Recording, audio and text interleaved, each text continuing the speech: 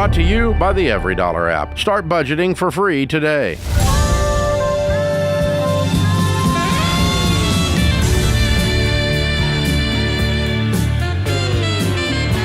Live from the headquarters of Ramsey Solutions, it's the Ramsey Show, where we help people build wealth, do work that they love, and create actual amazing relationships. I'm Dave Ramsey, your host, #1 best-selling author, and host of the Ken Coleman Show, Ramsey personality Ken Coleman. He's my co-host today as we talk about your life, and that includes your job and how you make more money so that you make this whole wealth-building thing work. Open phones at 888-825-5225. Lou starts this hour in Fort Myers, Florida. Hi, Lou. How are you? I'm so good. Thank you so much for taking my call. How are you doing? Better than I deserve. What's up? So I am 28 years old. My husband and I also have 4 children, our youngest being almost 2. So about 2 years ago, I graduated with my bachelor's degree, started at a job that I love. My husband makes about 55. I bring 50 plus. We've gotten ourselves into some crazy debt. And I've been following you for about a month now. I had no idea what to do with my finances. Asked my dad. He gave me your book. But I feel so lost because at the end of the month, we're still short $500. So I don't know how to piece this back together. One thought was maybe selling our home. We can probably get about 75 to 100 grand more than it's worth, put it towards a new home and pay off our debt. But I don't know what solutions we have right now. Okay. So where's your husband? Why are you doing this by yourself? He's not so great with money. Neither are you. I mean, I'm not either. No, I'm not either. But I'm, driven to get this back on track. Yeah, okay. Well, drive right up into his face and tell him he's going to help. Right. We are going to fix this mess that we made, because part of what you're struggling with here is you're carrying the emotional burden of the financial stress all by yourself. And that really causes your brain to get cloudy and you can't see stuff. So you've got to be working on this together as a team. I'm not expecting either one of you to become financial geniuses in 22 seconds. That's okay. I wasn't either when I went broke. I've done stupid. I've got a PhD in DUMB. I know what it looks like, okay? So it's okay to not know, but it's not okay to not participate. Right. So the two of you together are going to lock arms, and here we go down the yellow brick road. Ready? How much debt do you have? When I put it all into my little spreadsheet I made, it comes out to almost $42,000 before my student loans, and my student loans are $20,000. So okay, what is the 42? Break it down for me. So we have my vehicle. We owe on a couple credit cards. What do you owe on your car? I owe $20,000 on my car. We owe $20,000 on your We owe $20,000 on the car I drive. Okay. And then you have credit card debt of how much? The credit card debt it's probably the majority of it, to be completely transparent. Well, you said you had 42 plus a 20 student loan, right? Yeah, so that means another 22 in credit card debt. Have you got anything other than credit card debt, and a student loan? No. Okay. Just lots of credit cards. Okay, cool. All right. Well, that's because you've been living crisis to crisis, and every month the credit card saves your butt. Exactly. And if we can't make a payment, it goes on the credit card. And you figured out that this is not sustainable. You're going to end up hitting the wall eventually and exploding. So that's a very wise observation on your part. This is not a sustainable methodology. All right. So $60,000 in debt, including your car. 62 and your student loan and everything, and you make 100 and you have 4 kids. Okay. Now, how much is your house payment? That is $1,850 a month. That's okay. All right. Not great, but okay. Okay, yeah, so here's what we're going to do. We're going to start fresh. Pretend like you were doing this with a blank yellow pad, and the first thing I want you to do is write Have you guys been getting a tax refund? Minimal, but yeah. Okay, then that's not the answer. Okay. I would stop all investing. Anybody putting any money in a 401k? Yes. Stop. Okay. Temporarily. Because you're actually funding that with a credit card right now. Because you're not bringing the money home, so you're short. So, you follow me? Yes. Okay. So then, what do you do for a living? I work for a government. And your degree is in what? Public safety. Okay. So you work for law enforcement or in the... In an investigative role. Okay. All right. And your husband does what? He does construction. Good. Okay. So here's the general rule of thumb. There's 3 things you can do to get this working. One thing you can do that'll help get it, if you will get organized and do a detailed budget on the Every Dollar app that I'm going to give you for free, okay? I'm going to give you the premium version for free. I'm going to pay for it. And you and your husband sit down tonight and you give every dollar that is coming into your house before the month begins an assignment.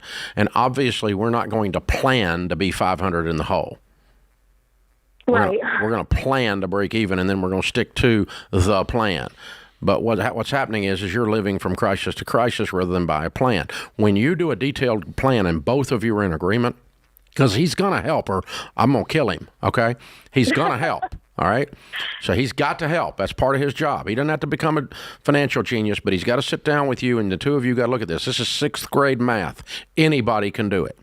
Now, it's actually 4th grade math, but the in most schools. But the so it's addition and subtraction. So we're going to put the number that we make home and take home at the top of the page. We're going to give every one of those dollars a name. Getting organized will make you feel like you got a raise. Getting in front of it instead of trying to catch up from behind it. Telling your money what to do instead of wondering where it went, you'll feel like you got a raise. That's thing 1. Thing 2 is you're going to stop all spending. You're not going out to eat ever again. You're not going to be in a restaurant unless you're working there. You're not going on vacation. You ain't got any money. You're a broke people, okay? Broke people don't go on vacation. Broke people work. And you got to work to get this mess cleaned up for a while, okay? And then the third thing is, and Ken, this is your turn after 13 minutes finally. The third thing is your husband has a wonderful career called construction, and he can go make a ton of money right now, extra money, working extra. And she might be able to as well. Could she do some private investigation work? I don't know what your limitations are, but both of you have got to say, what can we do to bring in more money? If you do what Dave said and you pause the 401k, you immediately have a raise. So now we've got margin, but he needs to be working weekends, nights. He's picking up any kind of laboring work that he can do to see if he can generate. You can swing a hammer, you can make $40, $50 an hour. $1,500 extra per month. Make serious money right now. And so that's how we actually fund going through the baby steps. And let's knock out some of these credit cards. Consider selling the car. We didn't have time to mention that. If you have any kind of equity in that car, I would sell that car as well, and that'll really fast forward this situation. Yeah, income up, out go down, and get organized. And this will work for you. Hold on.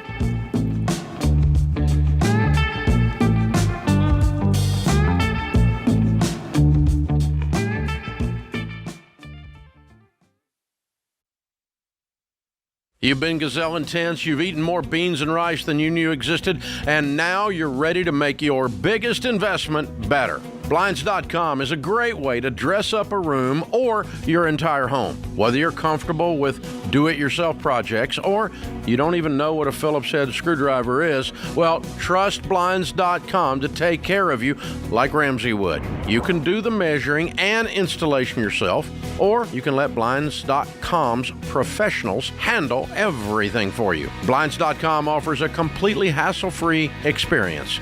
Count on them to deliver stylish window treatments from premium brands without the premium markup. You'll never have to deal with pushy salespeople in your home just to get a quote. But you can count on free shipping, free samples, and a 100% satisfaction guarantee so that you can rest easy. That's why we've recommended Blinds.com for over 10 years. Shop Blinds.com right now and get up to 45% off. That's Blinds.com. Rules and restrictions may apply.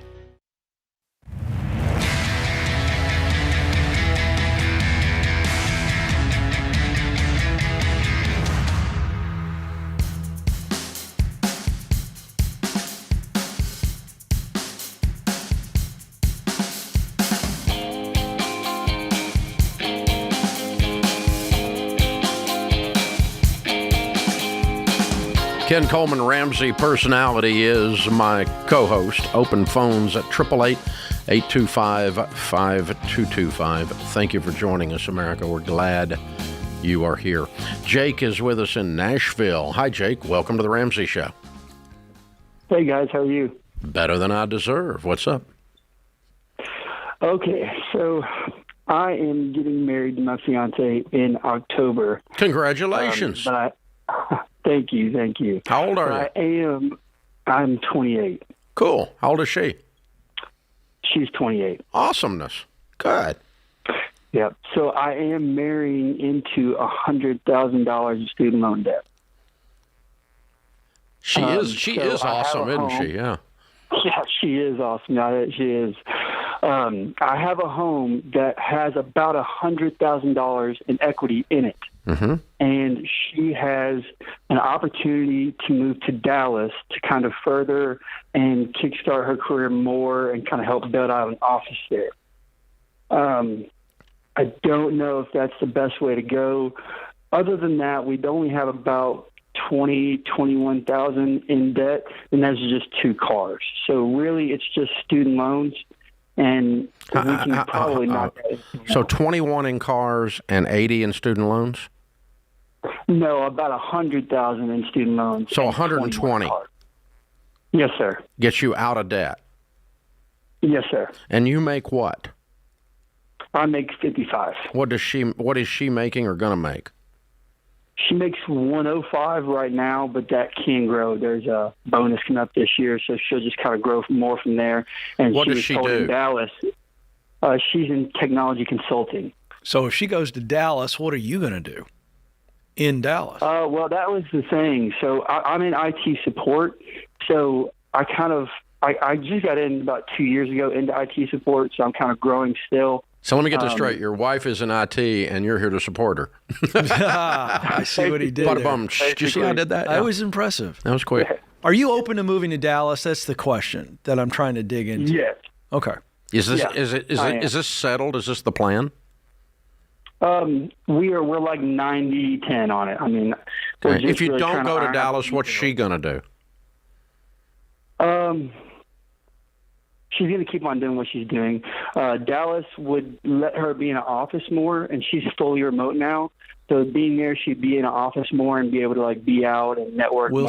Will she get a bump? Bubbly. Will she get a pay bump?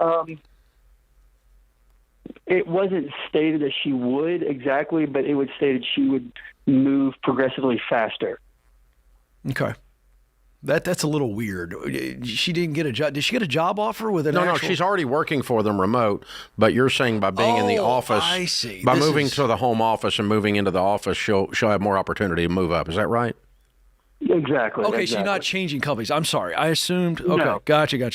All right. So now she's working remote for a company that is in Dallas. So sell the house if it's here. Yeah, if you're going to Dallas, the house is sold either way. Even if you weren't broke, I'm not keeping a house in Nashville. Mm-hmm. No, exactly. And that was a thought where they were like, we could rent this and maybe rent Dallas. No. You're broke. You're $120,000 in debt. You're not a landlord. Yeah. Yeah. Exactly. So, sell the house, pay off a bunch of the debt, finish paying off the debt, raise your right hand, both of you, and swear we're never borrowing any more money. And then we're going to start saving like crazy for a down payment because we're going to be renting in Dallas. That was my next question. Renting in Dallas is probably the best thing to do. It's the only thing to do. You don't have any money and you're in debt. Exactly. Yeah. So, I mean, unless you want to go into some stupid plan or something with these houses, I mean, you can do that. But no. I mean, the house won't even clear the student loan and the cars. No, it won't. So you've still got to clean up the cars or whatever is left on the student loan, whichever way you go at this. I'd probably pay off the cars first, and then the rest of the chunk at the student loan, and then that last $20,000 of student loan, you push on through it when both of you are in Dallas making $150,000 a year, renting the cheapest possible thing you can find. You're broke newlyweds. It's okay. You got nothing to prove, dude. Go rent a garage apartment out back of some rich old lady's house for $500 a month, and you cut her grass. Mm-hmm. Something like that, right? That kind of deal. Because this is we're getting started with our married life, finishing up, getting out of debt, saving up a big down payment to get us a nice home later.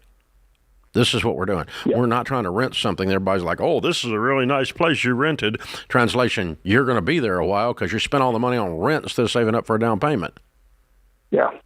I just feel like right now where we should be is we should have more in the bank than we do. We only have our $1,000 emergency fund, and then everything else is getting thrown at this wedding. And so we're even doing DoorDash and Uber Eats on the side just to try to get more coming. Good. All that's good. And as you approach the wedding of October, I mean, I guess 1st of September or middle August, we put your house on the market. Yeah. You could end up homeless for a short period of time, but you can survive that. Yeah, we could probably live with family or something here. Yep. Or roll the wedding up or something. I don't know. Well, probably not. You probably got everything booked and all that. But yeah, anyway, sell the house, get out of debt, restart, and save up. And honestly, the fields you all are in, your side hustles ought to be tech, not DoorDash. Yeah, I was just ready to say, know how many small business people can't afford a tech person? But if you start telling everybody that you know in Nashville and in Dallas when you get there that you do contract, by the job tech support, you can make somebody Chili's. Unless we're in the tech field, those of us that are entrepreneurs are what's known as clueless. We have a tech department here at Ramsey. One person's full-time job is fixing stuff I break. That's how bad we entrepreneurs are, okay? So it's like, I can't work this thing. There's something broken on my phone. Yeah. It's because, Dave, you pushed these 7 buttons in the wrong order. Well, screw it. Fix it. Mm-hmm. And so that's what we do around here. And so guys like me are everywhere, dude. That's exactly right. And I'd be putting that on Facebook, social media, everybody you know at church. You wouldn't believe. You might have some old farmer go, my grandson stopped doing this for me 5 years ago. There's small businesses everywhere that need basic tech support, and the it's amount a lot of money better than delivering chili. Yeah, that's a no-brainer. Same thing with your wife. While we're preaching about making more money, when you get to Dallas and you get out of debt, I would be looking at Bethel Tech, BethelTech.net. I endorse them. They've got a 9-month program. Ramsey listeners can do it for less than $15,000. And here's why I'm telling you to consider it. Just talk to them. But multiple opportunities for somebody like you to go from tech support to move into coding, data analytics, AI, cybersecurity. I mean, I just named 3 fields in technology that have a quick path to 6 figures. Yeah, they're all $100,000 and above, entry level. So, I would be looking at increasing your income. Now you two are looking at making, 200, 250 pretty quickly. And you've made the oath. Dave had you raise your right hand. No, so now you're building wealth quickly. You did it, man. You can do it. Congratulations on the marriage, man. Hang on. I'm going to put the 2 of you through Financial Peace University. If you promise Kelly that you will take the class, I will give it to you for free along with the every dollar premium. That's our wedding gift to the 2 of you. All married couples that are listening right now go, God, I wish I had known that when we got married. So we're going to give it to you so that you know it when you get married. So go do it, dude. Seriously. It's free to you. Hang on. Miss Kelly will pick up and get you signed up and get you going. So good question. A lot of opportunity in front of them. They have a lot of upside on those careers. I want to make sure that young people caught what you said there. It wasn't Dave just being fun. This idea of selling a house and getting a huge chunk of their debt out of the way, we're excited for them, and it makes sense because they're moving. But if you don't change your behavior, all you're doing is just filling up one hole, and before you know it, you'll be digging another. It's very important that you go, never again. We're not going to do this again. And not just use the convenience of a house sale to bail you out. You got to be careful with that. Exactly. And the answer changes if you were staying in town. That's correct. Because the last thing I'm going to sell is your house. I'm going to sell everything else you own before we try that. This is the Ramsey Show.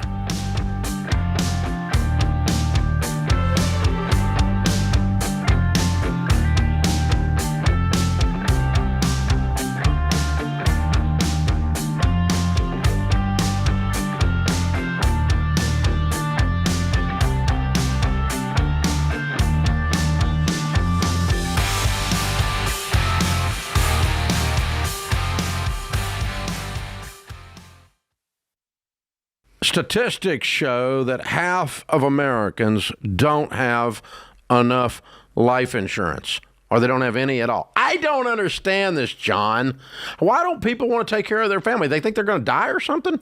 Well, I used to be one of those guys, I didn't even think about it. And one of my buddies said, hey, the only reason to not have life insurance is if you hate your wife and kids. And I immediately went and got term life insurance. That's a gut punch. And, you're telling me, and for decades, Dave, I've sat across people who've lost a spouse. They've lost somebody important to them. Me too. They don't know what to do next. Me too. I mean, you're going to have a crisis here. And, you got two options while you're sitting and talking to a young widow. She's concerned about how she's going to invest all this money properly and not mess this up, or she's concerned how she's going to eat tomorrow. That's exactly These are the right. two options. And take care of your dadgum family, man. Term life insurance can replace income, pay off debts, cover funeral expenses, so your family can actually have the opportunity to just be sad. Yeah. To just miss you. That's exactly what it's supposed to be. It's saying I love you to your family. Term life insurance. Jeff Zander and the team at Zander Insurance makes it easy and affordable. I've used them personally for 25 years. They're the only people I trust. Go to Zander.com or call 800-356-4282.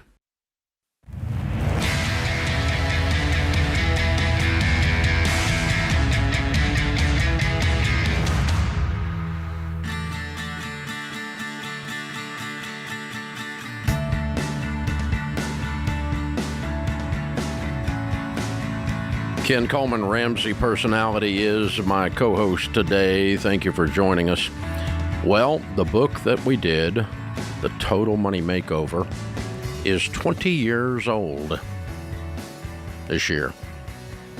Taylor Swift was starting her career. The iPhone was not yet invented.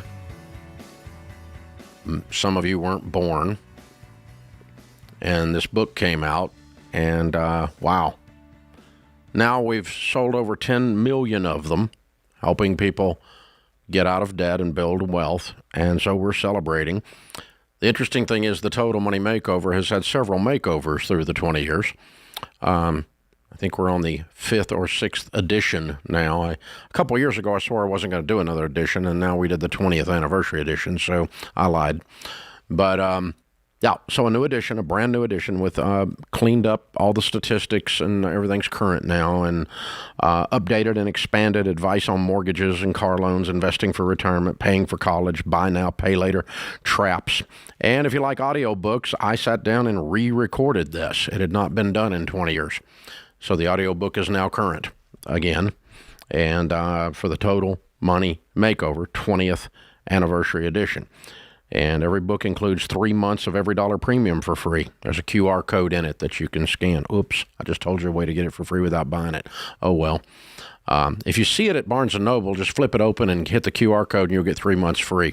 And then put it back on the shelf. Don't buy the book. No, I'm kidding. That's what I just did, I think. But anyway, yeah, okay, so... Marketing guys are going to love me. RamseySolutions.com/store or anywhere great books are sold. 20 years worth of success stories are cheering you on. The Total Money Makeover 20th Anniversary Edition. Katie is in Indianapolis. Hi, Katie. Welcome to the Ramsey Show. Hi. Hey, what's up? I don't know about the baby steps, but I was wondering what should I do. I'm currently homeless. I have 3 kids. I'm 27, and my annual income is $28,800. Okay. You don't need to do anything about the baby steps right now. We've got to get you in housing and get food and lights covered, and then we'll worry about the baby steps. You're drowning right now. Where are you living? In your car or what? Yes, it's in my car, and then every now and then family lets me stay there. With the who's got the 3 kids? My grandma does. Okay. And so they have a place to live. You're in your car sometimes. Correct. Okay. How'd you get there? I was in a very toxic relationship, and it was time for me to leave. Okay. And when you make $28,000 and you don't have any rent, where's your money going right now? Well, most of it is to help my grandma out with my 3 kids. Why are you not staying with grandmother, and why only the kids? He feels as if I need to learn a lesson from this. Say that again? She feels she needs to learn a lesson. So grandmother said, you need to learn a lesson. I'm not taking you in. Correct. Okay. You have no other family or friends that you can crash with until you get some stability? No, I don't have friends. With the toxic relationship, I wasn't able to talk to nobody. I was only allowed to go to work and come home. So your grandmother told you not to get involved with this Duber, and you did? No, she didn't really say So what anything lesson is it about you're supposed to be learning? I'm confused. That I need to make better choices. Well, that's freaking brilliant. Okay. No kidding. What's your job? Tell us about your job. I work as a machinist. I do CNC operator. I've been there for a year now. For who? Is it local? I mean, excuse me, is it private or is You're it a public machinist, sector? you said. Yes, as a machinist. It's for, it's a foreign company. They work out of Japan. Okay. But they're locally here. Okay. What are you making per hour? $20. Okay. And how many hours are you working a week? 40. Okay. What are you doing with the rest of your time? The rest of my time, I'm usually just trying to figure out places and programs to help my situation. Yeah, good for you. Okay. All right. So the first thing is we've got to get you into a little apartment and get with your kids. And you take your kid's life back over and quit giving your grandmother money who wants you to stay on the street. That's asinine. So, you need to get your family back together and get in a situation. If she wants to watch them during the day, that's fine while you're at work, but you need a home and a place to land, obviously. And we got to get you sustainable and back up on your feet, and we'll help you with that and help you get going, okay? Okay. Are you associated with a church of any kind there in Indianapolis? I'm not. Okay. All right. What I'm going to do when we get through talking in a minute is I'm going to put you on hold, and Kelly's going to pick up. We're going to put you with one of our Ramsey coaches and in the area, and it's not going to cost you a thing. We're going to pay for it and help you, okay? They're going to help you get plugged into to a new family called a church because you need some extra family based on the ones you've got.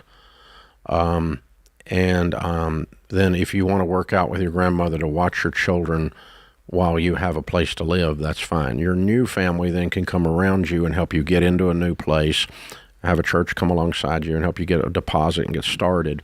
And then, because I think if you were in and paying rent, making $30,000 on something cheap, you could make a do. Do you? Yes, I do. Okay. We just got to get you started. It's just hard to get started because right now everything's just spiraling, right? Yes, absolutely. And it's really hard because I feel like when I feel like I got something figured out or I'm going forward, it's just 10 other things just come at me. Yeah, that's generally the way it is. Yeah, and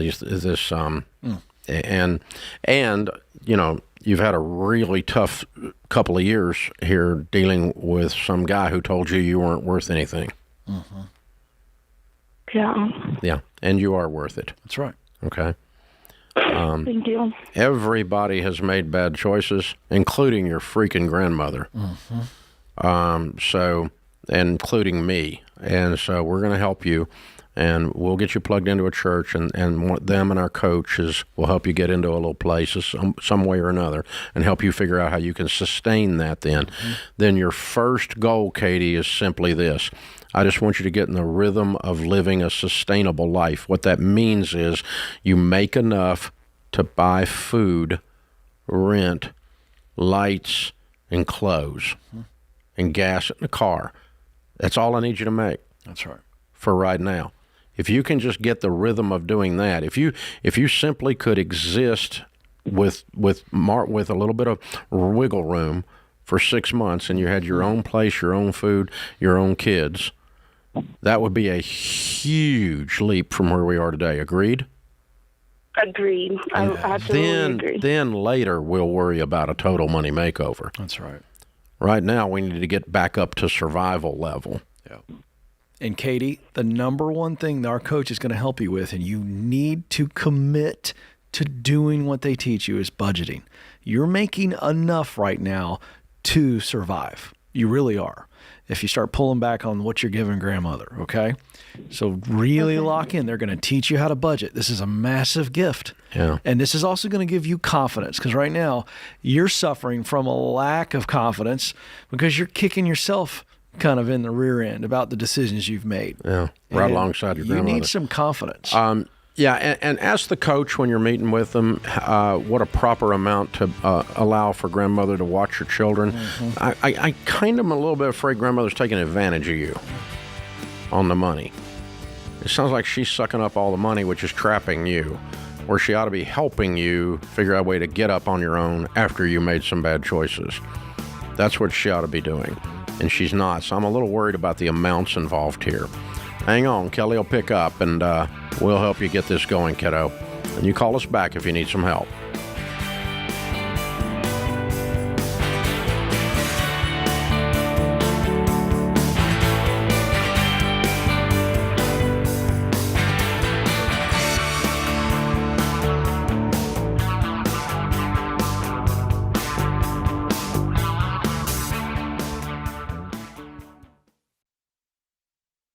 You know, it doesn't take a degree in statistics to realize that this one stinks. 93% of undergraduate private student loans are co-signed. So when you're delinquent and drowning in private student loan debt, mom or dad or Uncle Joe is stuck in that financial stress along with you. But there is a way out.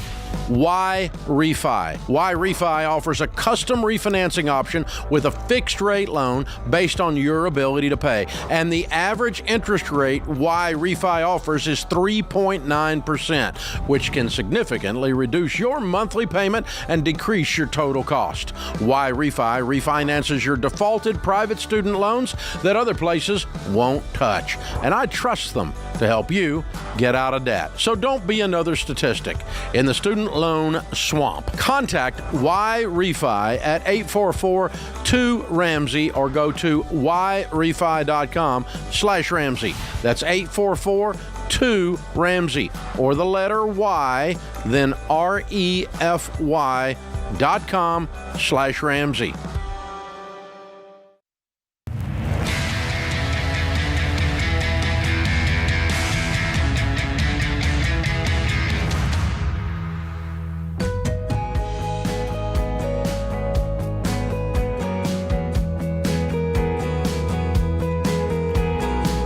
Ken Coleman, Ramsey Personality, is my co-host. Today's question comes from Jennifer in Georgia.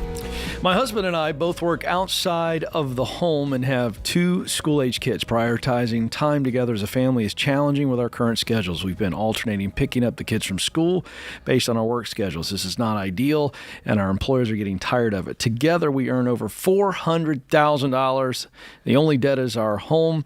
I carry our health insurance through my employer. I was recently offered a position that will give me the flexibility our family needs. However, it is an hourly position with no benefits at $63 an hour. Is it foolish to leave a well-paying job with benefits that I love in order to spend more time with the kids? My heart tells me one thing, my brain tells me another. Well, this is where I wish I had somebody on the phone, Dave. But if we are collectively earning over $400,000 and we like our work, the word love actually is used here, I'm paying somebody to pick up the kids, maybe a college student or a grandmother. I just don't understand the problem here as to why we would leave a job we love when we have no debt except the home and $400K income, and the problem is picking up kids after school. And that's the way this is laid out, Dave. So I think there's something more here under the surface, but I would not take the hourly position in this scenario at all. Yeah, she switched gears in the middle of the email. That's the problem. She sets it up as it's a work schedule thing. We have trouble picking up the kids. The employers are aggravated. But then towards the bottom, she says, Is it foolish to leave a well-paying job with benefits that I love in order to spend more time with the kids? Right. So which is it? Because picking them up is not the issue. It's the second one, which is why she's asking the question. And so when somebody says, my heart tells me one thing, my brain tells me another, the heart is with the kids, wanting flexibility. The brain is going, this is foolish. Yeah. And so what you have to do there is you get the head and the heart on the same page by laying out those two voices. Well, there's 2 or 3 possibilities here, but it's always amazing to me that the first thing we do is we figure out the only way to solve the problem is make less. Right. That's not always the way you solve the problem. So let's pretend that there was a third option. If things are exactly as you feel like they are, Jennifer, here's a third option. You change jobs to a job where you make more money than you make now and has the flexibility for you to pick up your kids. Hadn't thought of that. Instead, we think we have to take a pay cut. No, change jobs where you make more money and has the flexibility. But somehow we think in order to do work that I love or in order to have work-life balance, I have to make less always. That's bullcrap. It's bullcrap. I believe you me, you would trade incomes with me. And you know what my work-life balance is? It's amazing. I do whatever the flip I want, whenever the flip I want. And so because I built a life and built a career in such a way that it does that over a period of time. So that's what you can do. I mean, and so you get to choose these things. You're not trapped. The second thing is you could just simply hire a nanny or someone to pick up the kids and do some after school care type thing. You can afford it. The third thing is not every time. I always suspect, every time I suspect, when someone questions that they don't have enough time with their family, I always want to put a camera in their house and see how many hours a month the television is on. Mm-hmm. Because that's not spending time with your family, that's spending time with Netflix. Mm-hmm. So throw a brick through your television and then see how your time increases with your children. It'll be amazing. Mm-hmm. So, lay your stupid Facebook down and your stupid Instagram down and your stupid TikTok down and quit going down the YouTube rabbit holes and then saying, I want to spend more time with my children. Meanwhile, I've got a screen stuck to my nose. So, I know what the numbers are statistically, nationally, of how many times the average person looks at their phone 2,500 times a day. Mm-hmm. Yeah, is that bizarre? It's like you're like, if you just wash your hands that much, you'd be in the hospital. Right. So the other thing I'd add to this, Dave, is I really want her to define what more time is. Yeah. So once we define what more time is, then it may be a situation where she wants to be a stay-at-home mother, and that's the greatest job in the world. Big fan of that. At that point, you are taking a massive pay cut, but it's for a season, and you can always get back into the workforce. So this comes down to what are we prioritizing? What do we mean when we say more time with the kids? If you're saying I want 10 more hours with them, well, then that's utilizing weekends and nights well, as you're saying. So that has to be defined. Yeah, in 2022, the average, according to Google, who knows everything, so I'm questioning that. But I mean, in 2022, the average person that is 18 years old and older spent 3 hours a day on television. Wow. Ta-da! I literally think of that when I hear that, Dave. I go, how do you find the time? If I run yesterday's schedule through between my work and my personal life, I don't know how you find time if you go to bed at a decent hour. That's probably part of it. But I go to bed early. Yeah. I mean, so I'm not saying this lady necessarily is, but every time I hear I want to spend more time with my children, so I'm going to take a job making half of what I used to make. Before I do that, I would unplug my television and my Facebook and all social media, detox from the screens, and see how much time you really are missing with your children. Because the average family in America is being destroyed by screens. We know that. The data is in. It's out of control. And there's just, there's stuff everywhere on it. So, yeah. And yet we're on every one of those platforms talking to you about the stuff we do. So we're trying to help. But interestingly enough, Dave, I looked it up. This is the 20th anniversary of Total Money Makeover, the best financial book ever written. We talked about that earlier. Facebook started in 2004 as well. Wow. but came on late. The biggest social media platform in the world in better 2004. than the Total Money Makeover did. Well, yeah, but it's still two iconic things. What's the kid's name that did that? What's his name? Mark Zuckerberg. Yeah, I've not got a Zuckerberg level of net worth. It didn't. Total Money Makeover just didn't keep up. Don't cry for me, Argentina. Nobody's worried about your net worth. All right, come on. This guy, he's done well, folks. Oh my gosh. It's interestingly enough, MySpace was the big platform. Yeah. In 2004. Where's that? Yeah. Crickets. Anyway. Yeah. Nobody knows. But nobody needed that trivia, but I gave it to you. There you go. I did not realize that Facebook was that young. I thought it was older than Total Money Makeover and Facebook, same age. Kind of fun to think about. That means that we sold that book and put it on the bestseller list with no social media, That is correct. no YouTube, No algorithm. no. I mean, isn't that amazing? But there used to be bookstores back then. We would go into your town and sign books at these things called bookstores, and the television stations had local programs. People back then. watch TV like 60 Minutes. Yeah. They And watched. there were newspapers back then. The actual paper. Man, I miss the Newspapers. newspaper. I'm getting all nostalgic. Yeah. It's yeah. Nothing like black newspaper print on your fingers in the morning with a cup of coffee. All right. So what would life be like without a smartphone or Facebook? Be great, actually. Make it so. Well, that's kind of what we're talking about Make with it Miss Jennifer so. here. I'm just saying. Yeah. I'm not accusing her necessarily of doing that. I'm just, every time I hear a question like this, that we can't find the time to spend with our kids, so I need to quit working as much. It could be true, but it could be that if you just never touch social media again and you never watch television more than an hour a week, then or a set movie for a week. Sharon and I watched a movie the other night. I hadn't done that in a long time. Really? 99% of the time, that's things sitting on the wall dark and we're reading a book. But we're old farts. I mean, that's, no question about it. No comment. So, Next question, please. yeah, that's it. Take it from there. Was it on a service or was it cable that you watched the that movie? movie was on Netflix. Oh, okay. I don't have cable. I got You don't rid of have it. cable? Yeah, I'm disconnected or whatever you call it. I've got Wow, Dave Ramsey that is high-tech unplugged, stuff. folks. I'm unplugged. I'm just Unplugged. Have you ever heard of the internet, Ken? It's Well, amazing. yes. Al Gore, Tennessean, created it. Yeah, I heard that. Yeah. Just, if you don't believe me, ask him. Yeah. I got all kinds of random trivia for you today, folks. Not why you listen to the show. True. That's just bonus. But it is about balance, and don't always assume that your only choices are negative choices. Yes, that's right. If they are, that means you don't have enough choices yet. Go get you some more options, Miss Jennifer. This is The Ramsey Show.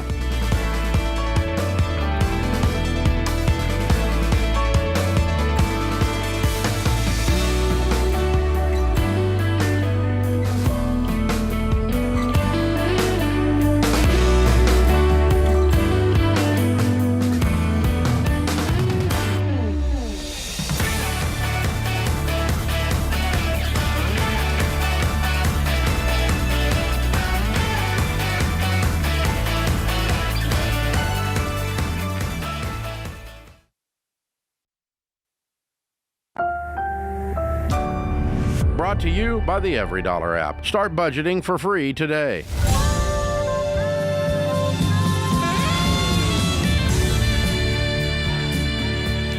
Live from the headquarters of Ramsey Solutions, it's the Ramsey Show, where we help people build wealth, do work that they love, and create actual amazing relationships. I'm Dave Ramsey, your host, #1 best-selling author of the book Paycheck to Purpose, and host of the Ken Coleman Show. My co-host, Ramsey personality Ken Coleman today. The phone number is 888-825-5225. Isaac's in Greensboro, North Carolina. Hi, Isaac. How are you? Hey, Dave. I'm great. How are you doing today? Better than I deserve. What's up? So just a quick summary of my situation. I'm 21. I live in Greensboro, of course. I live with my dad currently, and I'm hoping to move in with my lovely girlfriend at the end of this year. I have no debt. My credit is really poor, though. It's about 600. And I have $3,000 in cash saved up. My question is, I just don't really know what would be the best course of action here. I make about $18 an hour. I made my budget just the other day with my friend who was the one who introduced me to your show. He's my best friend. And I'm on course to save about $1,300 a month every month. Good for you. So I don't know what it would be best to put a down payment down and try to squeeze myself into a home around the end of this year, or you're not going to be ready. Focus on renting. Yeah, you're not going to be ready. And saving up for a down payment that way. Yeah. Are you getting married at the end of the year? No, sir, I'm not. Okay. Then you don't need to be moving in or buying a house with somebody you're not married to, for sure. That's going to get you into a mess. So what I would tell you to do is simply get you an inexpensive place when you're ready to move out and just work like a crazy man. Pick up as many hours as you can pick up, and let's pile up as big a pile of cash as we can. Do you have any debt at all, sir? Technically, I have about $10,000 to $15,000 in medical debt, but I'm very thankful. I think my grandparents are going to cover that for me. I could be wrong. I don't really want to bank on that, but I think that's what they're hoping to do for me. Obviously, they don't have Other the money. than that, I have zero debt. Wait, well, no, you don't have zero debt. You have $15,000 in medical bills. That's right. Okay. And why, if they're going to cover it, do they not have the money to cover it? They do. They just have not done it yet. I need to broach the subject with them. Honestly, it's just you need to get clarity on what you need to get clarity on what's going on. So if they have the money and they're going to cover it, they need to cover it. It's okay if it's okay if they want to do that, and it's okay if they don't want to do that too. By the way, it's their money and their choice. But if they're going to do it, they need to do it because otherwise, you need to get to work on it.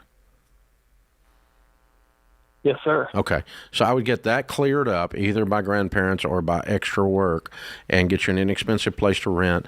And then I would pile up as big a pile of money as I can so that when I get married to this lovely lady, then we can talk about buying a house. Yes, sir.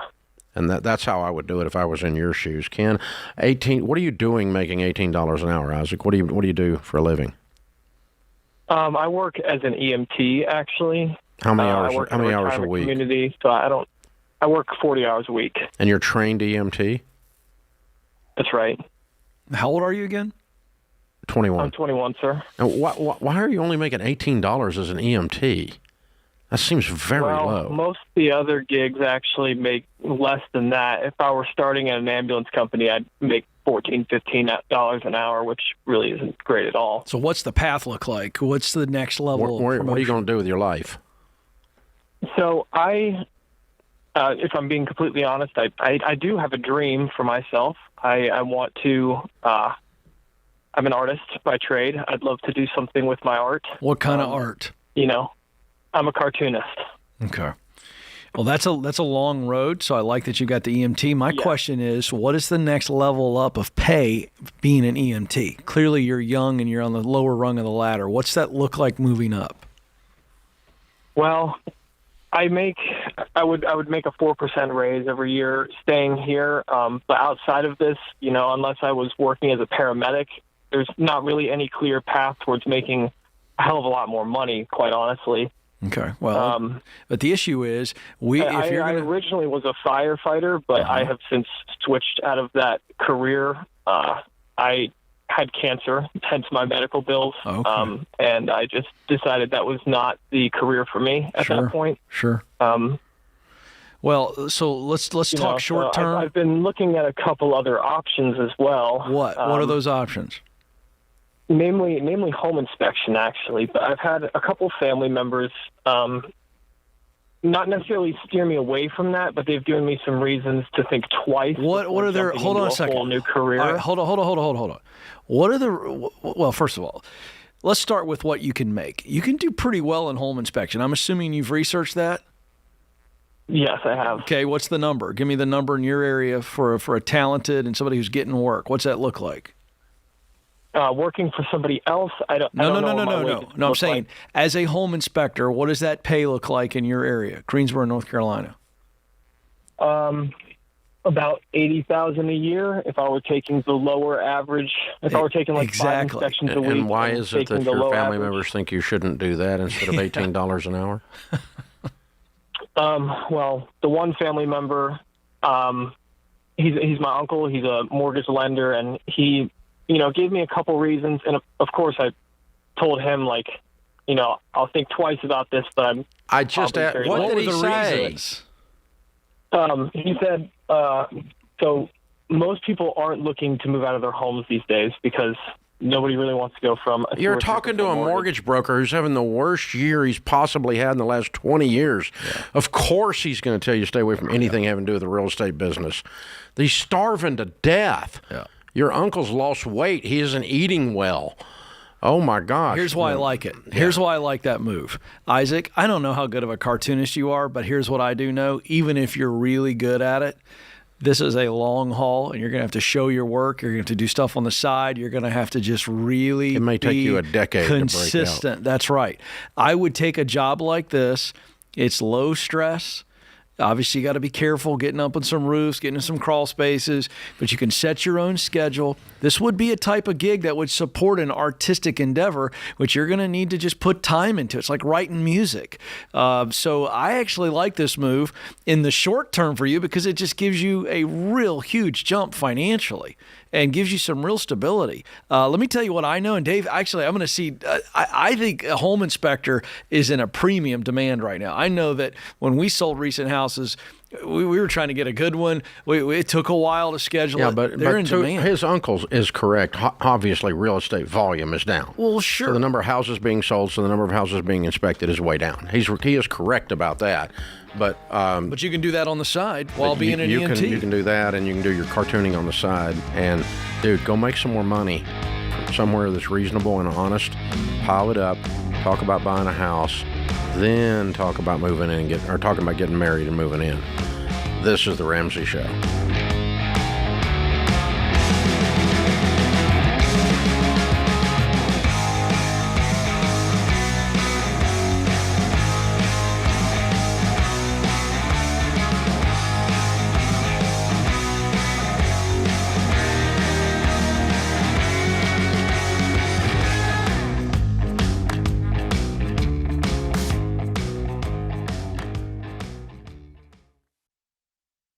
Hey guys, it's Rachel Cruz here to tell you about a faith-based alternative to health insurance that can make healthcare more affordable. Christian Healthcare Ministries. CHM allows members to share each other's healthcare costs, and it's as easy as 1, 2, 3. Step 1, choose the healthcare provider you want. Step 2, submit your eligible bills.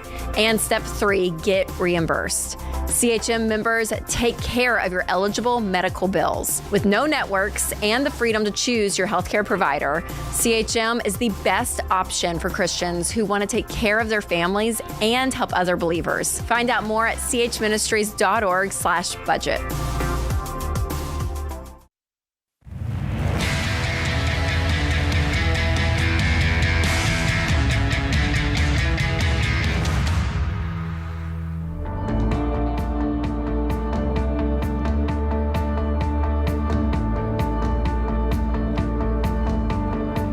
The countdown is on. Our brand new event is coming up next week. I've never done this before. I'm really having fun prepping for it.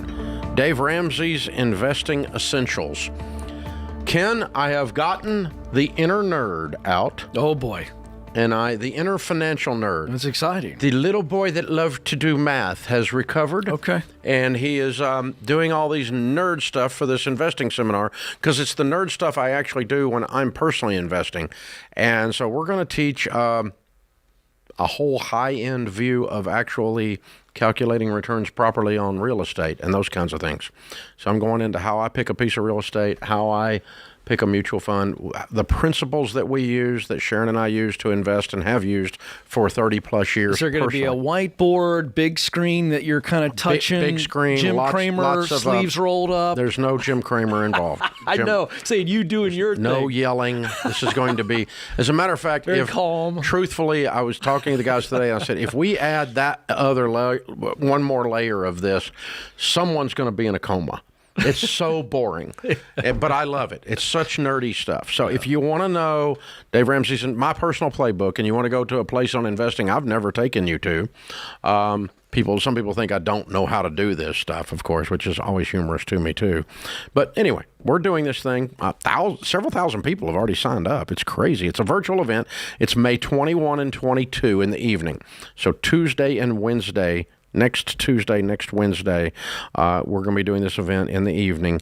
It's $199 for a ticket. Go to RamseySolutions.com/events, and we're going to go all into 401ks, mutual funds, real estate, what not to do, how not to do investing, how not to view investing, everything about it, and 2 whole nights. So it's going to be about 4 hours of material. And we're taking a live question and answer. George Campbell's going to be in there helping me. It's going to be fun. And George has got out his inner nerd. So it's a couple of nerd boys hanging out. And if you want to come, we'd love to have you. Yeah, I know this. It's going to be relevant. So if you got questions like, in a inflation-driven economy, should I buy gold? All that's going to be covered. I know it is. You're just going to cover it all, aren't you? Yeah. Yeah, we're going to go in. It's going to be fun. Talk about the whole It's deal. relevant, and it's worked for a long time. It has. Alex is in Seattle. Hi, Alex. How are you? Hi, guys. Thanks for taking my call. Sure. I'm doing well. I have a question. Speaking of investing, 2 months ago, I seemed to have defaulted to baby step 7. And for 2 months, I've been trying to figure out what to do next, but I become a victim of paralysis by analysis. So I'm hoping to get some help. You paid off your house. Now you've got a pile of money and don't know what to do with it. Is that what you just said? Sure. You can get there that way, yeah. Is that pretty close or not? My grandpa passed away 2 months ago, and that allowed me to pay off my house with an inheritance. Oh, I'm sorry. Going forward, I'm sorry, but I'm sorry. He's smiling about what you did with it. So how much money do you have now? I have about $50,000 in cash. Okay. But my main question is, I don't make enough to max out my retirement. If I did do that, I'd have like $100 a month extra, and that doesn't really give much margin in life. I have goals, but they're not immediate. What is your income, sir? $70,000 a year. Okay. All right. Are you putting 15% of your income away in retirement?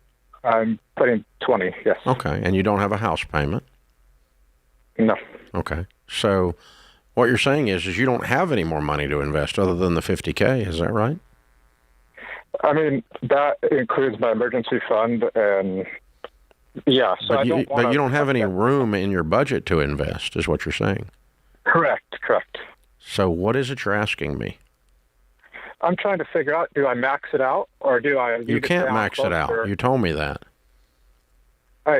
Right. I could live on a shoestring budget with it maxed, or I can have a little bit of life. I'd have a little bit of life. I mean, if you saved, how old are you? I'm 32. Okay, if you save 20% of $75,000, let's call it $15,000 a year, and you do that from 32 to 62, you're going to have $10 million. Right. I don't want to waste a blessing that I got from my grandpa, so I'm overthinking everything, most likely. Well, yeah, I think you are. And it's part of, you want to honor him, and that's a wonderfully noble sentiment, and I think you are honoring him. You paid off your house. Mm-hmm. If you can do any more investing, first you would do it in tax-advantaged accounts, meaning tax-free Roths or traditionals, if you can do more. But you're telling me you can't do more and have a reasonable life, and I'm believing you at this point. Let's sit down and run your budget out. And, I want to put as much in those things as I can put in those things and have a reasonable margin for life. And then, Dave, I would go back to the give, save, spend to get him out of this paralysis of analysis. Save, like Dave just said, give some of it away. Bless your grandfather. Give something in his name. You get to choose. It doesn't have to be an enormous number. We're not trying to impress anybody here. Do something that's meaningful with it. And then do something fun with it. Just don't overthink it. Just be smart. And by the way, the way you present, I don't think there's any chance you're going to waste your grandfather's money. No. I don't think that's possible. No. So give yourself a break. Think of those 3 buckets, as Dave said, write it out, and go with what feels good. Matthew's in Des Moines, Iowa. Hi, Matthew. Welcome to the Ramsey Show. Hi, guys. Thank you for taking the time to talk with me. Sure. My wife and I have $115,000 in student loans. Oh, my God. And she's a first-year resident physician. Okay. We currently make $120,000 per year and have $70,000 in savings.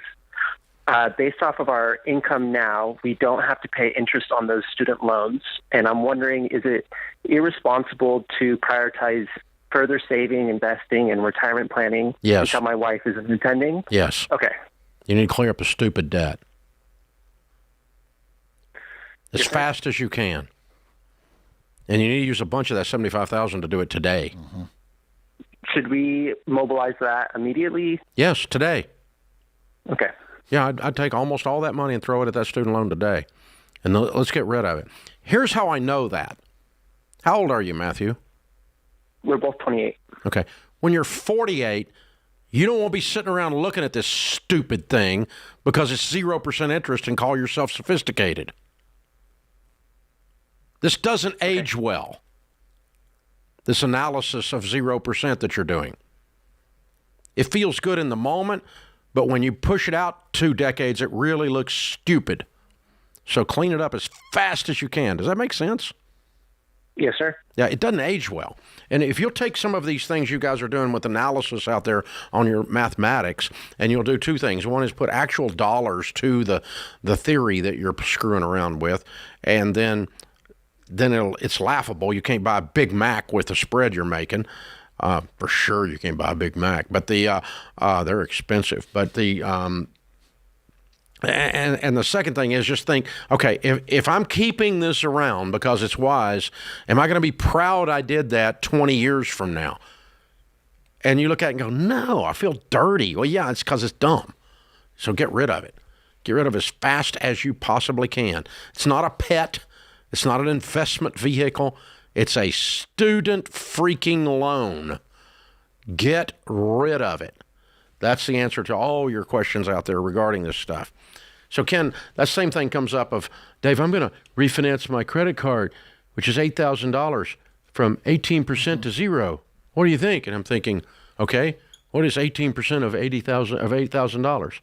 Everybody, help me with this. A Big Mac! Well, Dave, the special sauce, lettuce, cheese, it's a premium these days. Yeah, so, when you actually do the actual math of what you did, it was nothing. That's right. It was bogus. So pay off the $8,000. That's correct. Well, you're giving yourself an excuse to kick the can down the road. You're screwing around trying to fix something with. If you were doing math, you wouldn't be in this mess. Well, that's a good point. It's not a math problem. But you feel you're doing something good. That's the trap. Everybody thinks they're making a smart decision, and they just allows them to keep extending. Yeah. Here's the thing: coming out of that income, out of that internship, when she gets in there and she's full time, they're going to be crushing it instead of stressed out over that debt. That's the other reason they use that 75 now. I've been young and I've been old, and I've never seen a government program that made me happy. Amen to that. Just think about it. If they say, I'm from the government and I'm here to help, run. This is the Ramsey Show.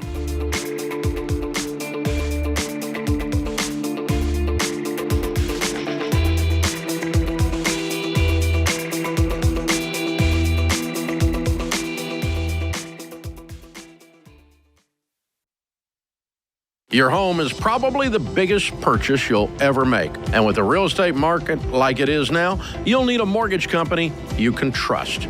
That's Churchill Mortgage. You guys, buying a home is not a button push. It's a process. It takes building a relationship with an expert who will dig into the details and give you peace of mind without busting your budget. Churchill is one of the highest rated lenders in the country. And they're Ramsey trusted because they do what's right for you. Go to churchillmortgage.com to get started.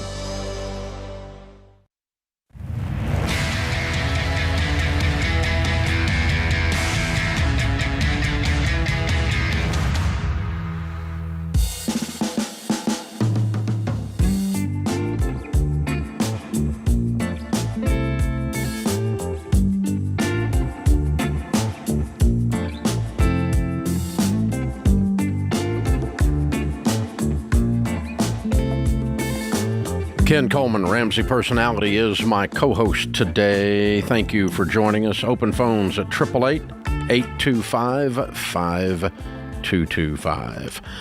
you jump in. We'll talk about your life and your money. Alexander is with us in Raleigh, North Carolina. Hi, Alexander. Welcome to the Ramsey Show. Hello, gentlemen. How are we doing today? Better than we deserve, sir. How can we help? I love to hear. Well, I wish I was calling under better circumstances here, but I'll hit you with the facts here real quick. I'm 33 years old. I make about $105,000 a year. I just recently finished paying off $20,000 worth of credit card debt, and I have about $11,000 left on a car payment.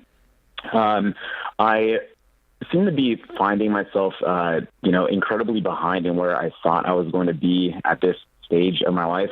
I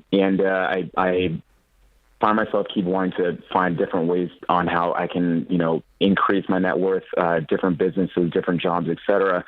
And I, as I'm saying this, I was listening to the ads y'all were running, and Rachel, she posted an ad about, loving your life, this new book she put out. So I was kind of laughing to myself about that. So my question for y'all is, how do I ensure that I'm maximizing my time, my effort, and my money to reach the point of what I personally deem to be financial success? One thing I think that keeps robbing me of this is the comparison that I make towards others that are much further ahead and within, my social circle, whether it be friends or family. And it seems to be a vicious cycle of... Alexander, you're 33. You've already figured out that no matter where you are, there's somebody got a nicer car, a bigger house for the rest of your life. Bill Gates even has that. As soon as Bill Gates thinks he's got something, he meets the Shah or the Saudi prince. He figures out he's got nothing. Right? I mean, there's always somebody that's got you whooped in any of these things you compare to. So, you know that already. A question for you, Alexander. Is this making you take some silly risks? Are you a little bit more risky, and thus you're kind of reaping what you're sowing there because you're trying to catch up so quick, or are you afraid you're going to? Or you're afraid? Yeah, that's what I'm trying to understand. What's happening? Yeah, I think that's a good statement there. I believe I think I'm going to. I started 2 businesses just to tack on to my day job so that I can kind of reach this point of financial success and start, as you guys say, having the fastest way to get rich quick is don't. Yeah. So get rich quick. Have you lost money on those ventures, or they fizzled out and they just didn't yield what you wanted to? What is it? Yeah, they just haven't yielded what I wanted to yet. All right, what's that number? Give us a number. So my day job, I make $94,600. No. I'm asking you. You started off the call. I'm not where I thought I'd be. What is the number that would have not made this call happen? 33. I have this much net worth. Give us a number. I'm curious. Yeah, the number I have in mind, it's about $300,000. I think that would support the lifestyle of not just experience. $300,000 income or net worth?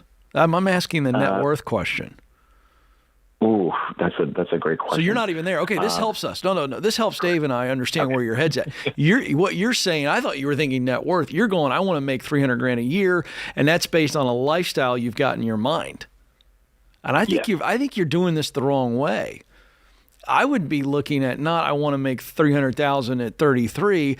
I'd be looking at what do I want my life to look like in 30 years from now? And I love the idea of hanging around really wealthy people who are 30 years ahead of me and learning what they did and paying attention to what worked for them. And like Dave said, this is a patience play. This is activity, but patience is also an activity. I get up and I bust it. I do what I have to do so that later I can do what I want to do. And so patience at 33 is really hard.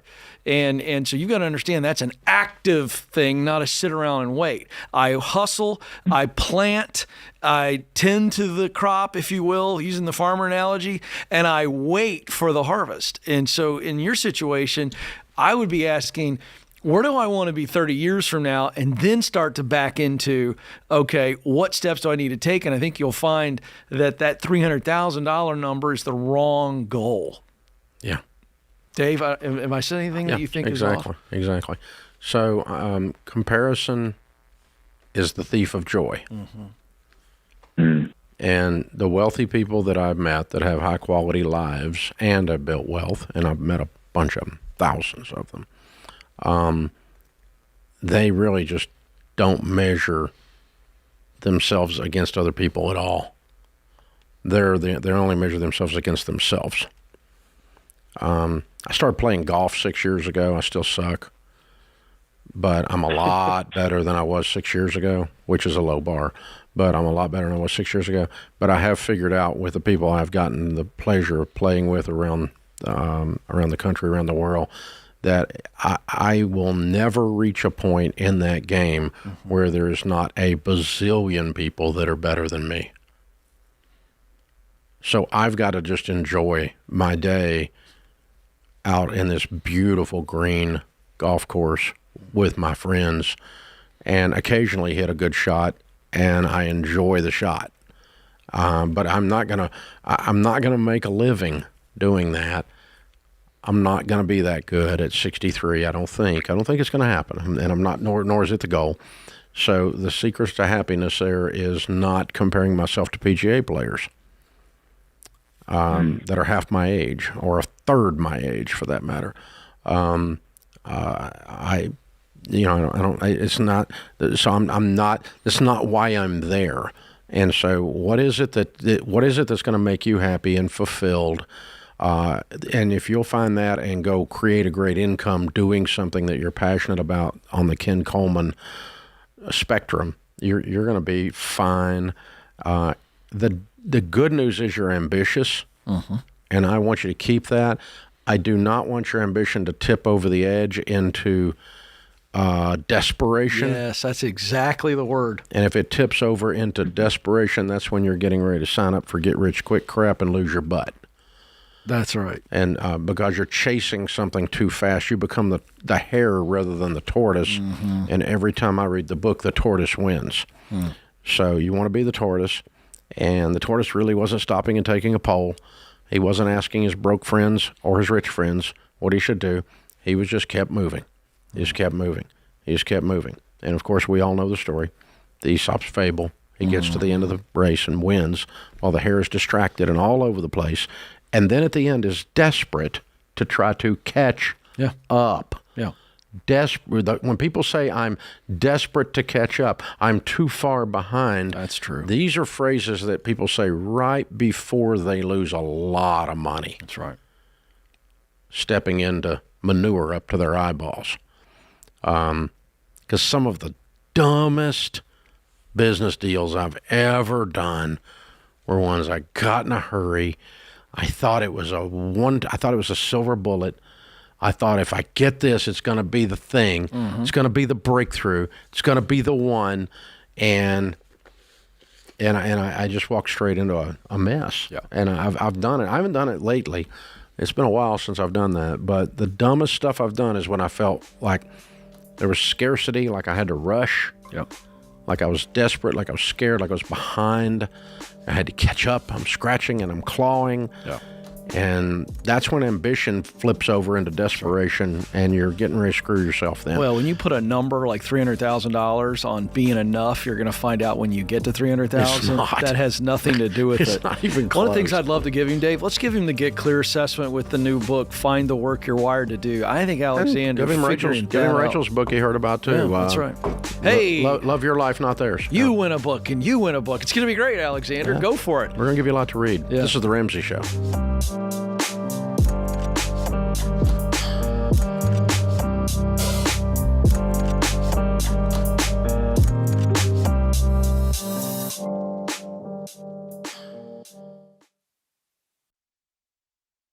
Hey guys, here's a quick math refresher. There are only 24 hours in a day. So you and your team need to streamline time-consuming tasks to focus on the activities that actually make money. Smart businesses are realizing that to reduce headaches as they scale, they need NetSuite by Oracle. NetSuite is the #1 cloud financial system, bringing accounting, financial management, inventory, and HR into one platform. With NetSuite, you reduce IT costs because NetSuite is cloud-based.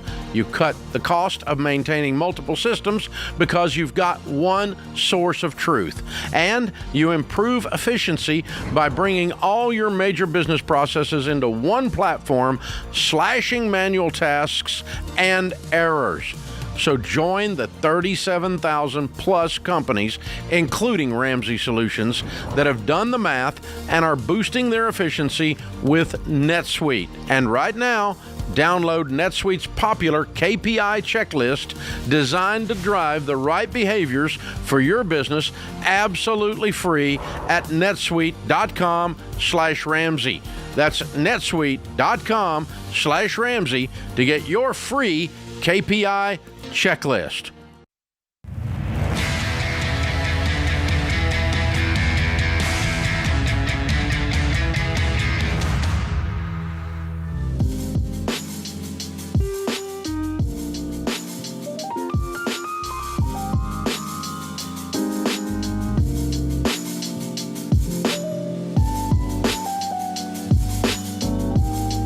Ken Coleman, Ramsey Personality, is my co-host. Veronica is in Tucson. Hi, Veronica. Welcome to the Ramsey Show. Hello. Thanks for taking my question. Sure. What's I up? appreciate it. Sure. So this is a question I've had for a few months now. It's been bugging me. It's not really a debt question for me, but rather someone else, if someone else is willing. I'm 37 and have a dog-based business with a lot of services. My husband and I got out of most debt except for a credit card that we use for traveling. It only has like $2,500 on it. I'm wanting to know if seller financing is something that people want to do right now. I want to sell my business, but I know that right now a lot of people don't qualify for loans. And if seller financing is something I should advertise as an option for selling my business? Probably not. Okay. Because you could end up with the business back, which defeats the point of selling it. Mm-hmm. Like if they don't pay. Okay. And when they don't pay, by the way, it's because they ran your business into the dirt. Mm-hmm. And so what used to be a thriving, going concern is now a mess, with angry customers, and lost customers and lost revenue, and now you're supposed to take it back over and rebuild it. And it's just hard to find the energy to do that. Oh, okay. Okay. Mm-hmm. Now, if you're going to do it, there's a guy I used to do, 40 years ago, I did some real estate deals with a guy who used to buy mortgage notes, and he had a saying that applies to this situation. He said, if you're going to carry back a paper on a house that you're selling or a piece of land you're selling, same kind of thing, right? Then he said, you want to do it where you're happy. And I said, how does happy work? He said, well, you get a huge down payment, and then you're happy if they don't pay because you're getting that down payment in your pocket and your property back. So you're happy if they default, okay? And you get a huge interest rate, so you're happy if they pay. So I'm happy if they pay, and I'm happy if they don't pay. So you kind of got to structure it that way, to where they put so much down, and maybe you, I'll be crazy. What would your business sell for? I got a quote not a quote, but rather someone came and evaluated everything, and it would go for $350,000. Okay. All right. So, put $100,000 down, and I'll take $250,000 lien against your family farm that's worth $1 million. Okay. Then I'll finance your business and hope you don't pay. Because I get $1 million farm in the foreclosure. Follow me? Yeah. Sounds kind of brutal, all right? But the problem is, Yeah. But the problem is, if it goes bad, and you're not in a position that feels like that, then you're the one that got screwed. Mm-hmm. So you said you're in the doggy business. What do you do? I have a self-serve dog wash, grooming, boarding, and daycare, and then we transport dogs cross country too. So your passion for caring for animals properly and your love of animals, and for that matter, even people that love animals, has caused you to build a customer base that trusts you and the processes that you have put in place. If someone comes in and violates that trust, they will destroy the value of this business, and then you get to take it back. Okay. That's my concern. That's what I'm afraid of for you. And I don't know how to protect you from that except setting up some kind of brutal secondary scenario. Like where they go through the bank too? Yeah, they could go. I don't care where they go, but I would take less money and get all of it. Oh, I see what you're saying. Okay. I would rather have $250,000 cash than $20,000 down and pray these people don't screw this up. Mm. Okay. Well, I guess that makes me have to think about that because I was looking to sell, not tomorrow, but in a few years' time, and just trying to pre-plan. But you're going to have to stay on top of that business as if you still owned it until they pay you. Okay. That's what's going to happen in this situation, because what you sell is not dog grooming and transportation. What you sell is my trust in you as your customer that you're going to take care of this dog and not leave it, not harm it, not be mean to it, and still get the grooming done and the transportation done. Okay. You sell trust. Mm-hmm. And I know how wickedly ridiculous all the Ramseys are about our dogs, how crazy we are about our dogs. And if someone were to mistreat that dog or just not simply give it the appropriate amount of care after we gave them money to do so, we would get really emotional about that as a Ramsey. And I bet your customers are the same way. Absolutely. Yeah. They are. Yeah. This is not a I didn't fix your car. This is I messed with one of your children. Mm-hmm. That's what I mean by trust. And if they go through the bank, I don't have to do anything. You don't have to do anything. No. They're going to get their own money, however they get their money, and hand it to you. Mm-hmm. That's the best case scenario because you get your money right away. And I would take less and get my money and leave.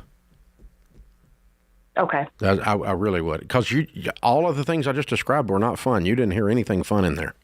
No, not at all. It was, you can tell I've been there, and you can tell I've dealt with lots of customers through Entree Leadership that have tried to do this. And the weird thing is you feel like you've sold it and you don't have to worry about it anymore, and yet their success is the only way they're going to pay you. So now you still got to worry about them operating properly. I agree. It's a headache you just don't want. You want to get out of the pet business, not jump into a new business called financing. That's effectively what this is. Yeah. I'd start talking about it now. If you have a 2-year runway, I'd start putting the word out now. And, let the word know that, hey, I'm looking to exit in the next couple of years. I wouldn't wait until I'm ready to exit. Now, the other thing is this. The shorter the terms, the less the risk. So let's pretend Veronica's business is making $150,000 net, which it's not. No. It would be worth more than $350,000 if it was. But if they gave her like $100,000 a year for 3 years, or for 2 years after putting $100,000 down, 2 years is harder to screw it up. Yeah. But if we're financing this over 10 years, you're going to have a problem. Yeah. You don't want to get in that business. I wouldn't. I wouldn't, and it's not because I don't like borrowing money. It's just because it's going to end poorly. It's not going to take us to where we need to go. So now we do talk to in our Entre. By the way, if you want to learn about small business stuff, we do I do a podcast once a week on Entree Leadership, the Entree Leadership Podcast, which is one of the top leadership and small business podcasts out there. And I answer questions just like Veronica's there. Only I take a little more time because it's not riddled with commercials like this show. And so, but anyway, if you want to learn about that stuff, and we talk a lot about, a family member taking over the business and buying out their dad or buying out their mom very, very quickly out of the profits. Yeah. That's a little different scenario than than just financing your doggy grooming thing for 10 years. Yeah. And somebody puts down 20 grand or something. That's just, please don't do that. Please don't do that. All right. That puts this hour of the Ramsey Show in the books.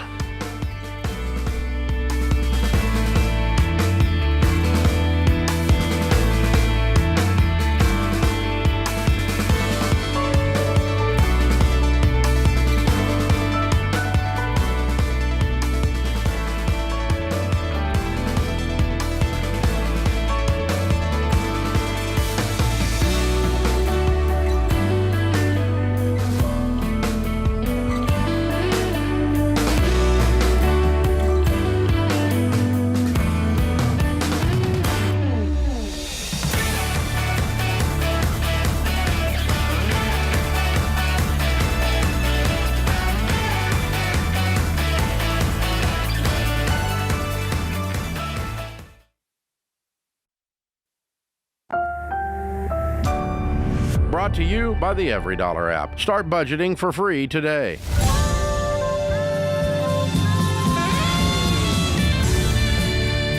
Live from the headquarters of Ramsey Solutions, it's the Ramsey Show, where we help people build wealth, do work that they love, and create actual amazing relationships.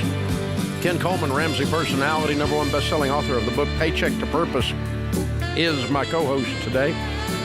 Open phones at 888-825-5225. It's a free call. Some say the advice is worth exactly what you pay for it. Chelsea's with us. She is in Cincinnati. Hi, Chelsea. Welcome to the Ramsey Show. Hi, thanks for taking my call. Sure. What's up? So I'm married. My husband and I are on the same page with working through the baby steps. Right when we always tackle step one, there's always some type of an emergency. Is there anything I can do as a mostly stay-at-home mom to help build our income so we can actually get further through these baby steps? Yeah. Let's start with, do you have any work experience outside of the home to this point? I do. I currently work part-time at my church as the elementary coordinator, making $11,000 a year. But I am also, I used to be a hairstylist, and I'm still licensed. Interesting. How much time do you have during a day and a given week with your stay-at-home mom duties being involved here? How much time do you have to be able to put towards making money? Well, my husband is always home by 5. I mean, I've even thought about working somewhere from like 5 to 11 p.m. or something like that. There is time, and I do have help with the kids. Good. So here's the answer. You get to choose. I'm not going to tell you what it is, but I would keep it super simple. This is not a career move. This is short term. Let's get some income in the door. And so I would be looking at experience and skill first. That's why I led with that question. So the work you're doing for the church, you could certainly chalk that up as coordinating children's activities or some administrative work there. You could call it whatever you want. But I would be looking at, through my experience and skill, if cutting hair in the evening hours is the best rate you can make based on skill and experience, I'd be doing that. The fact that you're licensed, that feels like that's right for me, because you probably can make the most bang for your buck on that, correct? Absolutely. Yeah. I got to tell you, my wife does the old cut and color, and that takes hours. The other day she told me how long she was in the chair or whatever, wherever they're at. And so finding... wherever this mysterious things occur. Exactly. It's like a long time. I had no idea. Anyway, here's my point. Having what I would call prime time hours in the evening for moms who are really busy during the day, you might be able to have a really nice little business going. And if you can do it from home and not have to rent a booth or their home, oh my goodness, Dave, that's even better. That's like the house calls. So I would start that direction there because you are offering now a convenience. Yeah, and then people pay big for this. I like the prime time hair. So here's the point. Anything in your experience and skill set. I pay a lot of money for my hair. Well, yeah. I mean, a lot. Can you imagine? Dave hates using that Flowbee. He'd love for somebody to cut his hair at night. What is a Flowbee? You don't know what a Flowbee is? Tell him what a Flowbee is, Chelsea. This is going to be great. I don't know what a Flowbee is. How many people in the studio audience know what a Flowbee is? Raise your hand. Guys do. All the bald guys. So a Flowbee is essentially it's a hair cutting device, Dave, that you attach to a vacuum and you adjust the length, and like a clipper, if you will, but it sucks up the hair and you do it yourself. Oh. Can't believe you don't. It's like in the same line of the Chia Pet that kind of buy it on TV, as seen on TV. Am I right? You're killing me here. I know. See, a little bit of joke and no one got it except for the entire audience. Yeah. Okay. Dave and Chelsea didn't get it. All Anyway, right, Chelsea, does that help? Chelsea, for God's sake, what's your husband do? So he is a does construction and remodeling. Okay. And so he could do a lot after 5 and on the weekends also to get your income up. Lastly, the thing that I discovered is, let me guess and say you all have not been doing a hardcore every dollar budget more than 2 months. Yes. True? True. Okay. Because the longer you have been budgeting, the more things you anticipate that you used to call emergencies. Mm-hmm. Mm. I used to call Christmas an emergency, and then I discovered it's always in December. So, and that kind of stuff. And you go, wait a minute, tires on cars wear out. It's not an emergency. It's an anticipated event. Now it's a budget item. Kids' school activity fees. I forgot them in the budget, which made them an emergency, but next time they're in the budget, so they're no longer an emergency. So what happened was the better I got at budgeting over the first year of doing a budget once a month, like 12 budgets in, I was like 1,000 times better at not declaring everything I forgot to put in there as an emergency because I was no longer forgetting to put it in there. Did that make sense? Yeah. So as you get better at this, the emergencies are going to subside. And it even gets better than that. Years from now, when you are debt-free and have your emergency fund in place and are starting to really build serious wealth, it takes a really big emergency to actually be qualified as an emergency because you've got so much margin then. Mm. That makes sense? That sounds great. Yeah, so that's where we're headed, but that's years from now.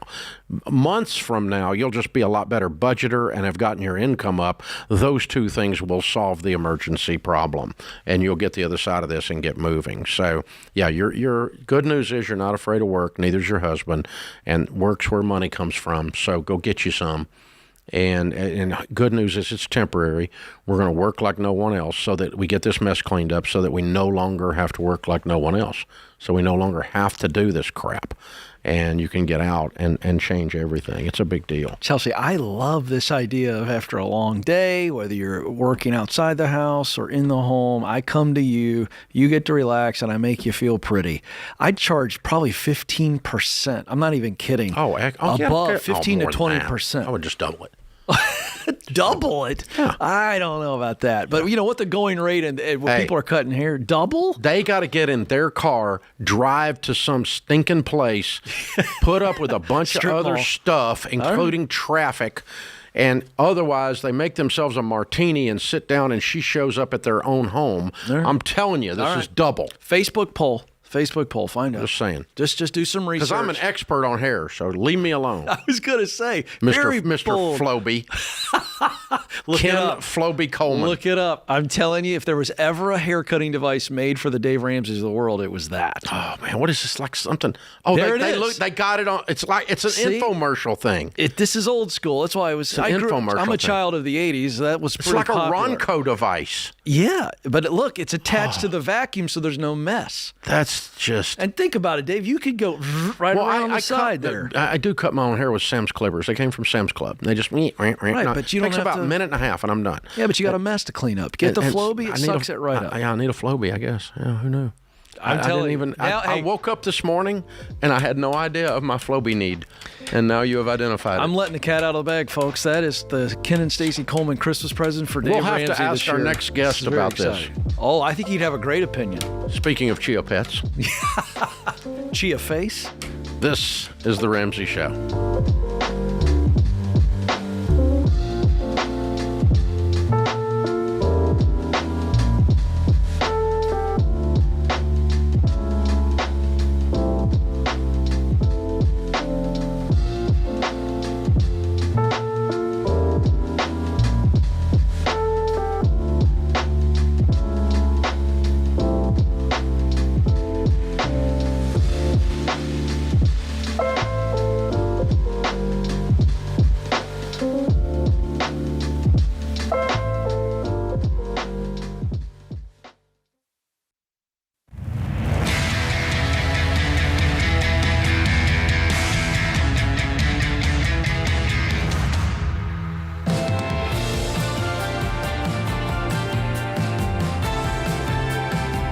Ken Coleman, Ramsey Personality, is my co-host today. Stopping in the studio, my good friend Willie Robertson from Dynasty.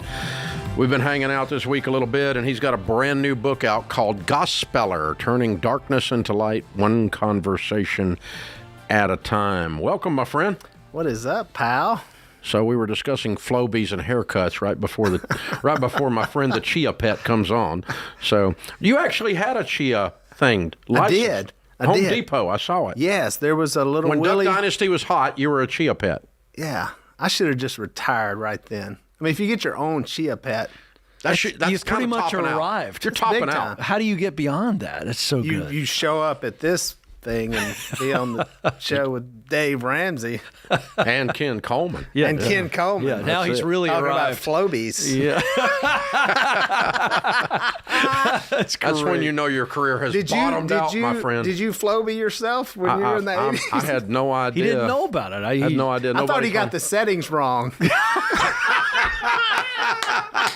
Yes, the joke that keeps on giving. And got Sham Wild or something on that. That's true. Oh, Fantastic. you just wish you were clean cut and well groomed. I'm hanging on as long That's as all I it can, is. Dave. You just wish you were well groomed. I'm hanging on to That's it. right. You did. You cut most of it off and then grew it trimmed back. up a I mean, we little went on a bit. hunting trip and you showed up. I hardly recognized I cut you. my hair and I was going through a weird time. Did Corey not like it shorter, or it was not her call She at all? actually did. No, she liked it shorter. That's what I thought. She wanted me to keep it, but then I just started growing it back out. And she goes, "What's happening? Is this kind of the are brand. You doing this again?" I said, kind of the brand. People kind of like it. It's kind of the Duck Dynasty They were brand. kind of into it. You're the Duck Man. So, Gospeller. Let's change sir. subjects here. The most people associate you and your family, your dad, of course, with hunting and duck calls, and we know the fabulous hit of the Duck Dynasty, whole empire that was created there. This is an extension of who you really are, and for that matter, who your dad really is. Correct. And the DNA that runs through your whole family. And you and I have had some great talks about God and spreading the word about Him. And so, to start with, let's talk about Gospeller. What in the world is a Gospeller? It's someone who shares the gospel, simply. I'd never heard of the word. I was writing this book on sharing your faith, and I had some other titles. And my wife came in, and she said, "I found this word. It's an old word that used to be used a lot, even in America, and it's just kind of a dinosaur. It's gone." And it was people who shared their faith, and not necessarily pastoral. It was like normal people, they were known gospelers. And I thought, that is wow, that's awesome. And so, in a way, I was like, let's bring that word back, because it's kind of interesting that the word went away. And also, I think people sharing the gospel with other people perhaps has gone away. And so, brought back something that was old, that was new. And this is the DNA of the Robertson family. And I've never been more proud of a book, because this is what we're all about. And so, I was just proud to be able to write it down. So now we bring back the subtitle, Turning Darkness into Light, One Conversation at a Time. And you and I have hung out enough together in situations around the public and around somebody we just met and those kinds of things, that it is a conversation at a time, isn't it? It is. Now that was you'll understand this, Dave. it's a mix of business and our life. And so that subtitle, I was trying to figure it out. I was talking to Andy Andrews, and he said, you got to have a subtitle. And I said, I was trying to think of what this was. I was working on another marketing campaign for an optics product for Buck Commander. And it's one that lights up a scope, and it said turn dark to light. And I saw the whole marketing pitch, and I went, that's my subtitle. That's it. And so I got that from that, and then it was the one conversation, turn darkness to light. And I feel like that's probably the melding of the Robertsons. It's the melding of business with our faith all together, and because it's going to be impossible to separate the gospel from really anything we do. It was at the core of the reason that the whole Duck Dynasty thing happened at the level that it did. It was that it was your family's fun. Anyway, and crazy, and so they make great TV, especially when you include Cy, and but in the midst of all that, we all got to see somebody that we could relate to, and someone that we could relate to that was they're people of faith, and they believed it and they live it, and it came through on the TV, and I think that was one of the big attractions, one of the big draws. It was definitely, I mean, the faith part, and I don't know that the network or anyone ever saw that or was like, because it wasn't going to be, wasn't a religious show. Phil always wanted it to be. Phil said, we need more preaching on this show. I said, Dad, there's another Robertson family that has a show like that. It's called the 700 Club. Let them do what they do. Let's just have fun, and we'll end with a prayer, and it's something that the whole family can watch. If they want to know more, if they want to go deeper, then we can have that conversation through books and through podcasts. And that's the way I am in life. I'm like, look, I'm not going to shove this down your throat. If you don't want to hear it, you don't want to hear it. But if you do, then we'll have a conversation, and I'll certainly try to be prepared to be able to give an answer for the hope that I have. Well, I want to ask you about that because this is certainly an interesting time for somebody who has faith and wants to share it. And there's also this natural fear of rejection we humans have. Just if we ask anybody anything or we go up to somebody and start sharing something, and there's this natural fear of, are they going to be rude? Am I going to upset them? There's a boldness that Phil has modeled, and I've heard you talk about it. What do you share in the book? What would you say to somebody listening going, all right, I'm inspired, Willie. I want to share my faith, but I'm not even sure how to build up that courage to share it and let that conversation go wherever it goes. Yeah, I think you've got to... I make the case in the book for I really think Jesus, it may be the whole deal is to share it. So when he leaves the earth, he gives us the Great Commission, right? And he says, make disciples, baptize people, teach people. He didn't say, try to go to church whenever you can, try to be a good person. That's not a mission. He gave us a pretty good mission there, 3 things. And a lot of people I know, they're not anywhere near those 3 things. And so I wanted to live my life where I'm like, I want to be around those 3 things. I have to open my mouth to do any of those 3 things. That's orders from headquarters. That's what Jesus told us to do. That's why he was here, not for himself. And you've got to understand, in the Bible, in the New Testament, these were people who were going to most likely lose their lives over sharing their faith. And so when I think about what we do today in America, it's a whole lot easier than it was then. We were talking about getting the courage. But I think we've kind of bought into perhaps the lie of the world, which is, hey, why don't you just keep that to yourself? Yeah. And that's a great deal, right? If you're wanting the gospel not to get spread, you would just create this illusion that we should all just be silent about that. And I make different arguments about it's as natural as I would talking about my spouse or my kids. And those are questions that I ask all the time. People ask them of me. And so, again, it's just those are relationships that I have. And so I'm going to talk about my relationship with Jesus. It should be quite obvious and clear how I'm living by how I'm living my life. And that should be the natural next thing to talk about. Yeah. It should be part of just kind of the rhythm. Yeah. Rather than something that's forced or strained or whatever. It doesn't have to be weird. Yeah. No. It doesn't have to be strange. Again, if people don't want to, if they're like, look, I don't want to talk about it, I'm like, hey. Yeah. Well, whenever you do, I'll be here. That's right. How many times have you seen in your own life where you'll mention your faith and somebody didn't really want to receive it? You let it go. You said a moment ago, I don't force it down their throat, but then they come back at a time when they needed it. They think about it. And they're like, man, you said something. I've had people say, you said something to me a year ago. Yeah, exactly. And it's never, but that's part of the Holy Spirit, right? I mean, we were talking about things that live in us, and that's another great testimony. Even what we think we can't do, now something else is living in us that certainly has the power to get that message out. And so, yeah, some of these conversations I've been talking to people for 20 years about this, and they're not all stranger encounters. Like this can start with your kids, with your spouse, with your aunts, uncles, the people you sit by at work, and just listen to what they say. And oftentimes you'll hear something come up and you're like, there you go. That's what, I just heard something. Had a guy come up to me in the airport the other day in Atlanta. He goes, I know who you are. And I said, oh, nice to see you. And he goes, I'm not living like I'm probably should be. And I said, why would you say that to me? He goes, I don't know. And I said, well, have a seat.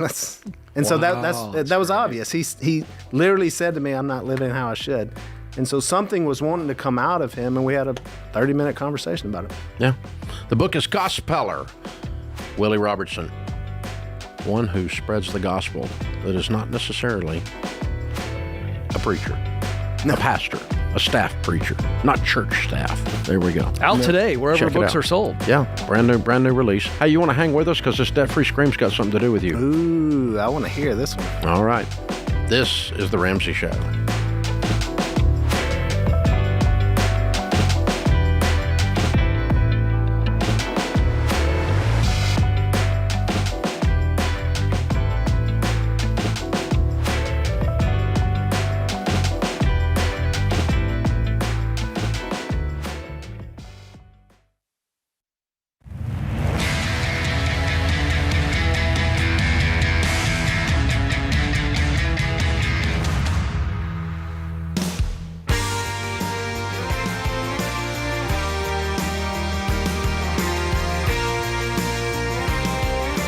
Ken Coleman, Ramsey personality, is my co-host today.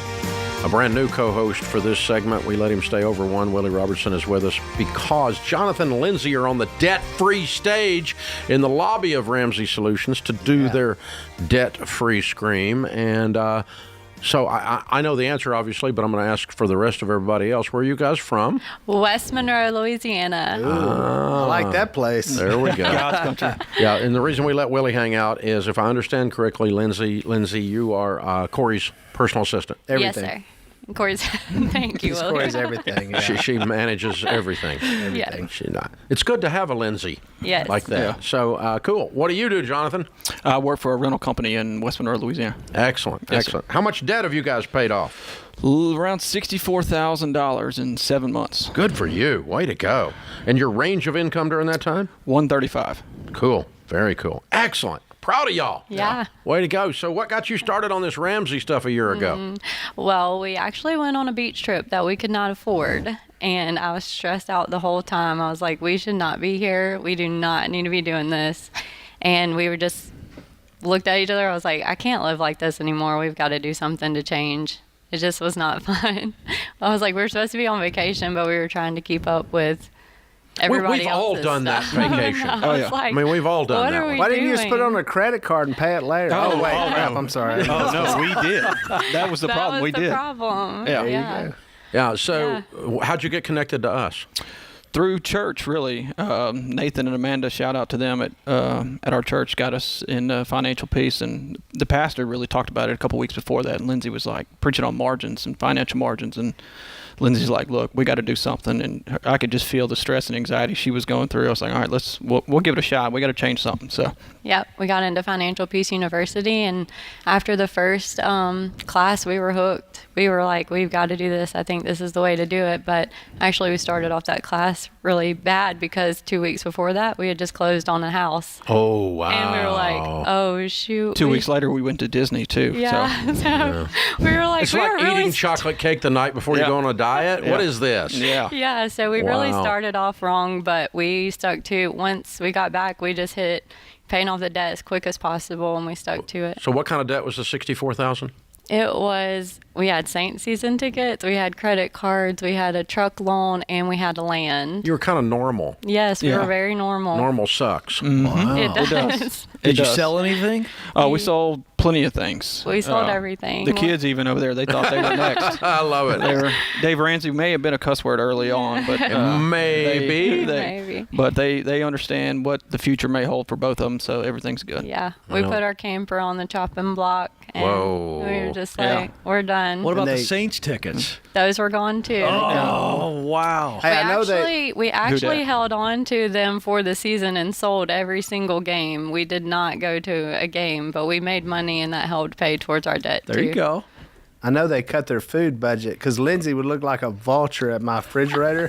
After I would cook a meal, she would be just hanging around like, Willie, what'd you cook today? You got anything Now, wait left a minute. over? That's not fair because you actually are a great cook. He's a very, very good. So I mean, you don't have to be. You don't have to be vulturing to want to eat your food. He cooks for 100 and there's 40 people there. Yeah. He just sits in the fridge, so somebody's got to eat I it. texted him. I'm Because like, there's no stopping him once he gets going. No. I'm like, are you headed out of town? I'll take the leftovers home for us. The entire refrigerator. Yeah. Yeah. Well, hey, whatever. It's what we. It's what you got to do. what you So gotta you do. scratched and clawed, and for 7 months, really leaned in, camper on the chopping block, put the tickets up for sale, the whole deal, and or resold, or however you want to say it, and now you're free. Was it worth it?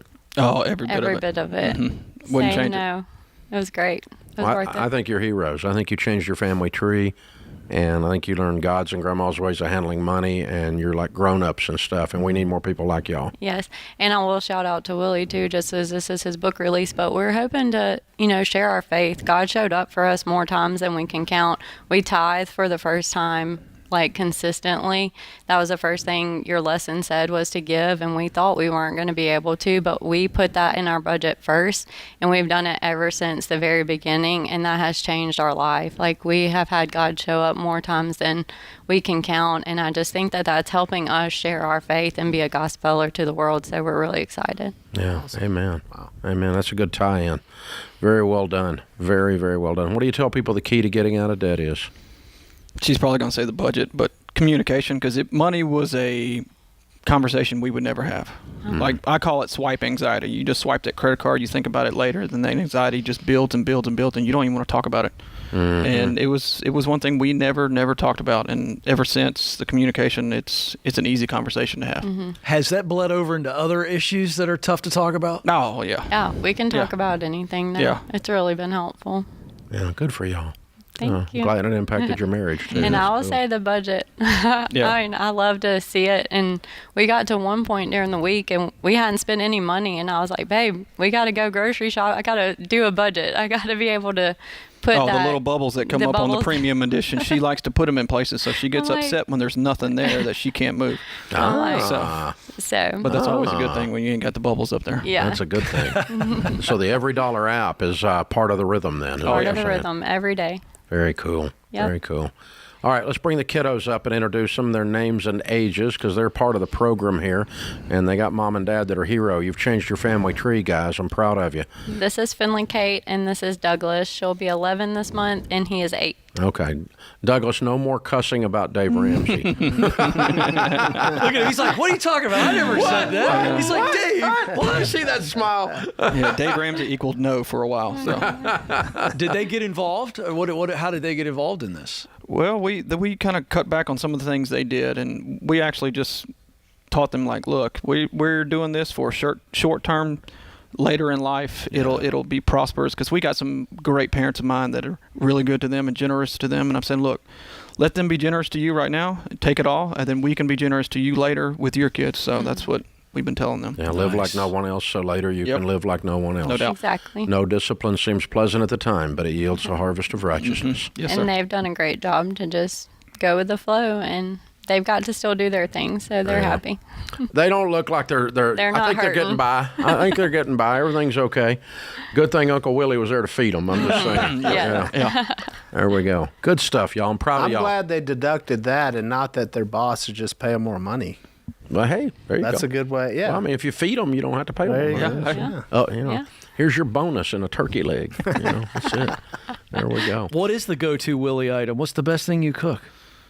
Ooh, pizza's pretty good. Pizza? Homemade pizza? Oh, scratch me. I have an outdoor it's- pizza yeah, it's oven. pretty He legit. made some. We shot those pheasants. He made some pheasant chili that I heard was pretty outrageous. I've done pheasant dumplings. Remember, I got on that Oh, that was pheasant good. dumplings kick for a while. I That's- love cooking with crawfish. It's crawfish season. Now, Yeah, so- you missed out on that the other day, by the way.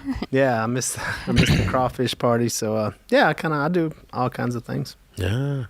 You never know. He's a multi-talented dude. I know. Best-selling author. Here we go. I want the chili and the dumplings. Yeah, you do, I promise.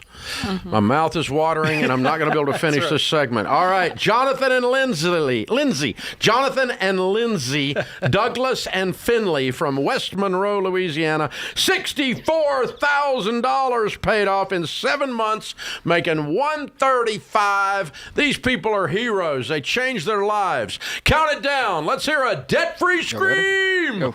3, 2, 1. We're debt-free! Yeah! Love it! Way to go, you guys! Whoop, whoop, whoop, whoop, whoop, whoop, whoop. That is fun. I think Miss Corey's got a good one there. Yeah, she's awesome. Jonathan's great, the whole family, so I see them probably every day. They're over. And those kids from when they were little, so they're over all the time. Yeah, great work. And they're hard workers. So this is not about them being not wanting to work, because they work hard. No. They obviously leaned into this, no question about it. That was a good yell, Dave. Hey. It was like that one time you made a birdie. You yelled like that. That one time. That one time once. Wow. Normally it's just grumblings and anger over the bogeys. But I hit the turf one day. He said, 811, call for you dig. We've all been I'm there. just saying. Thanks for dropping by, Willie. This is the Ramsey Show.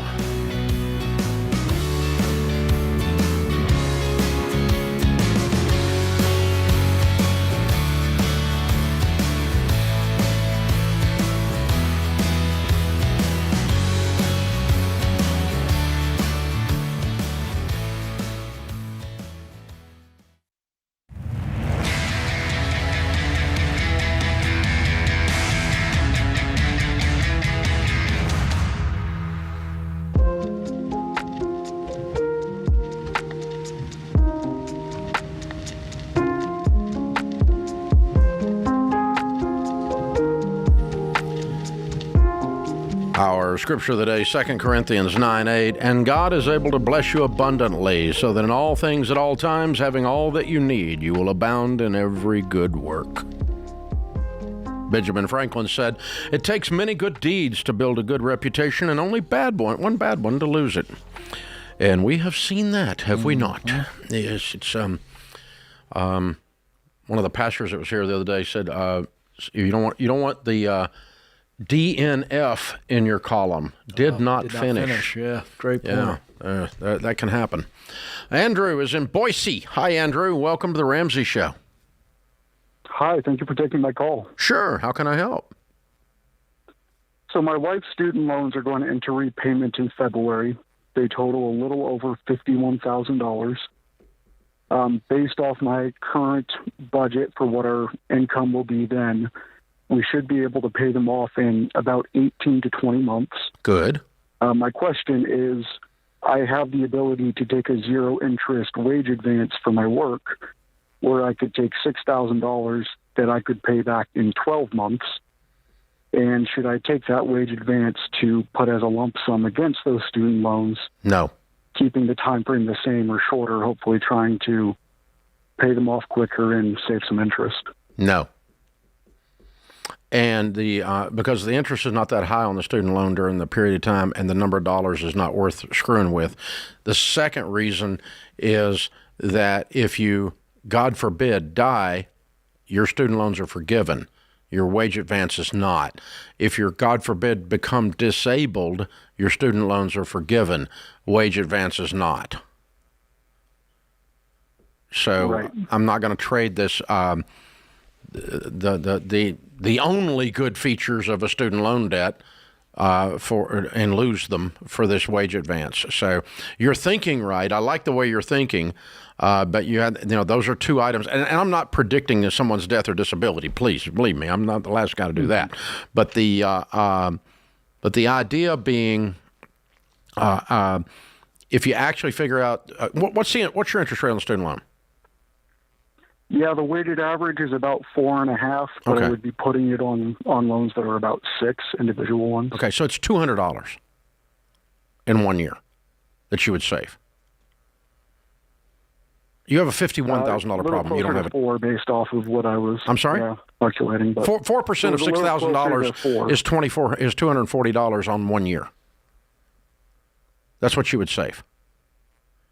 And so, and you're, it's just not, I wouldn't screw with it for that because you don't have a $240 problem. You have a $51,000 problem, and you've already addressed that because you're leaning in, you're aggressive, you're focused, and so.